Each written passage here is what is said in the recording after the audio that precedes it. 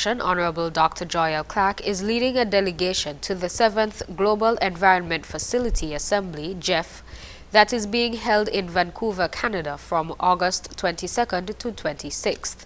The delegation includes Dr. Marcus Natter, incoming GEF political focal point, Laverne Quilly, current operational focal point, and Eustace Wallace, Minister Counsel in the High Commission of St. Kitts and Nevis in Ottawa.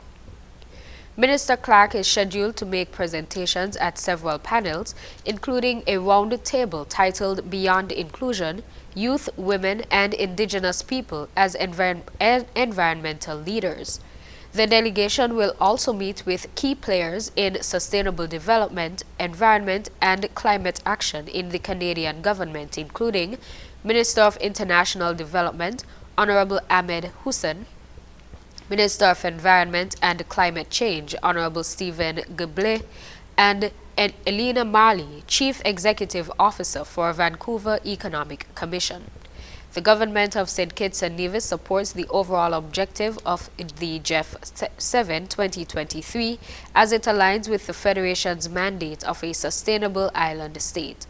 GEF 7 improves international partnerships with organizations that are essential in helping the Federation achieve this goal.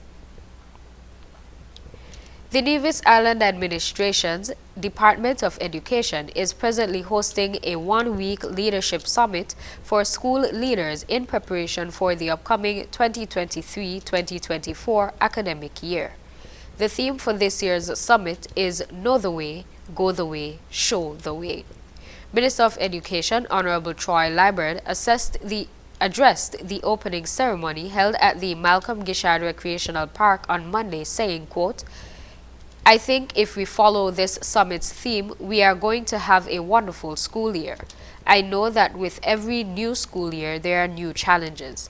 I am confident that we have good people here, and whatever the challenges are, we have the right people who will be able to overcome them and put education in Nevis where it needs to be."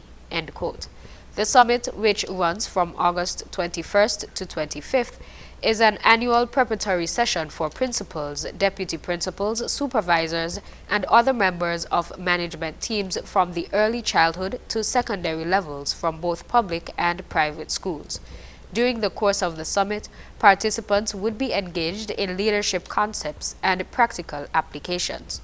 Zanella Claxton, Chief Principal Education Officer, explained that the summit participants included educators identified as having strong leadership qualities and the potential to become leaders in the education system.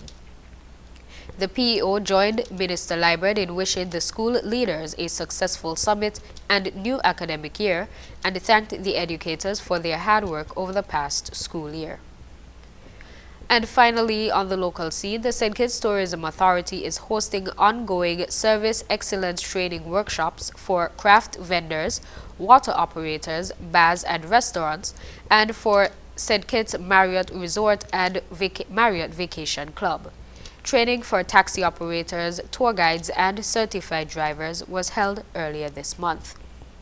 The workshops are aimed at ensuring that stakeholders in the sector continue to execute their services with excellence in accordance with St. Kitts and Nevis's destination standards.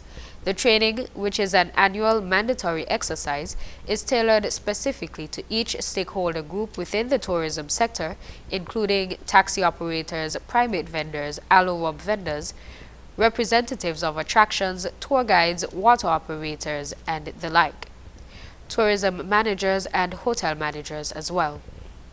Deputy Chief Executive Officer at the St. Kitts Tourism Authority, Melnesia Marshall, stated that the Venture Deeper campaign encourages travelers to visit the destination not only for sun, sea, and sand, but also for the experience of immersing themselves in the whole country.